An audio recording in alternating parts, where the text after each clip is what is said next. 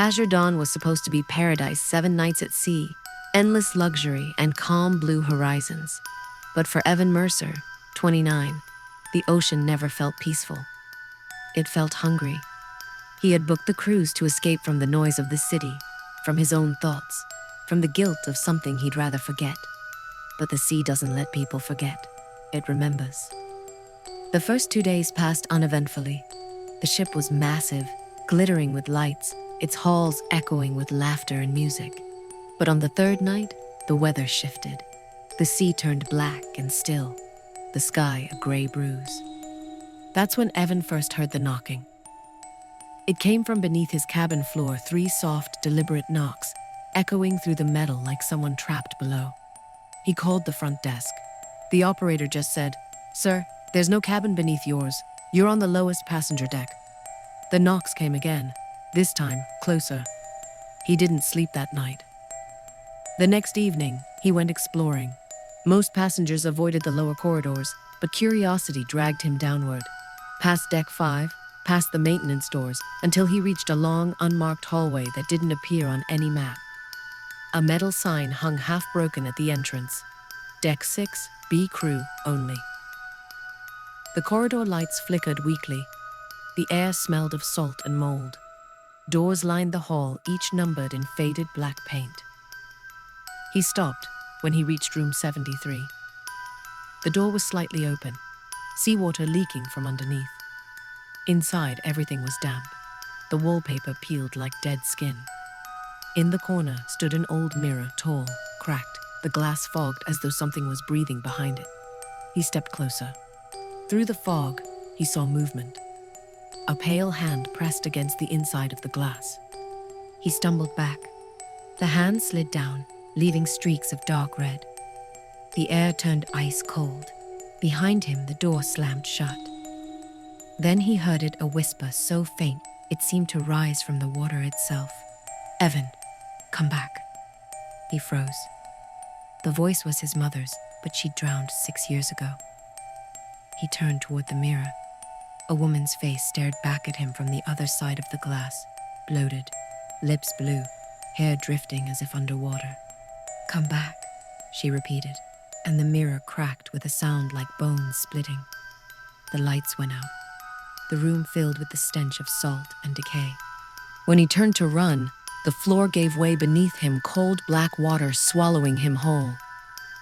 He screamed, thrashing, but something grabbed his ankle fingers like wet rope, pulling him down deeper, deeper, until the last thing he saw was the ship above, shrinking into a blur of light. When the Azure Dawn reached port a week later, cabin 241 was empty. No sign of Evan Mercer. His door was locked from the inside, and a thin film of seawater covered the floor. Maintenance workers later reported finding something unusual deep below Deck 6B, an extra corridor flooded years ago after a storm.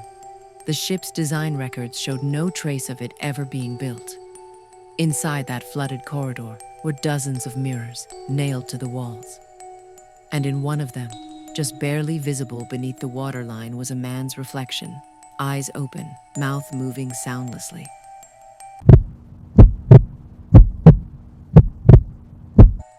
When Liam Carter boarded the luxury cruise ship Elysium, it was supposed to be a fresh start.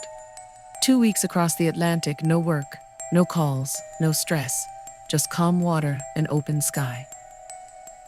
He'd saved for a year to afford the ticket, and from the moment he stepped aboard, the ship felt unreal. Grand staircases, marble halls, endless buffets, and polite smiles from crew who never blinked for too long. But there was something strange about Elysium. No matter where Liam wandered, there was always one floor the elevator skipped, Deck 7. When he asked about it, a crewman's smile faltered for just a second. "There is no Deck 7, sir," he said. "Probably a numbering error." But that night, as Liam stood on the balcony of his cabin, he noticed something odd, a faint light glowing from the windows between Deck 6 and Deck 8. A floor that wasn't supposed to exist. He should have ignored it. He didn't. The next night, around 2:30 a.m., Liam left his room. The ship was Really quiet, too quiet for a full cruise liner. The hallway lights buzzed softly, the air heavy with the smell of salt and metal. He found the service stairs near the laundry area and started descending. 6A, then a half landing, where the numbers had been scratched away. He hesitated, then pushed through a metal door. Inside was Deck 7. The hallway was narrow, lined with cabins that hadn't been used in years. Paint peeled from the walls. Every door had numbers written by hand, all ending with a small carved symbol that looked like an eye. The air was damp. The lights flickered in an almost rhythmic pattern, like the heartbeat of the ship itself. At the end of the corridor, a door stood open. From within came the faint sound of singing. Liam's skin crawled. It was a woman's voice, low, distant, echoing like it came from underwater. He stepped inside.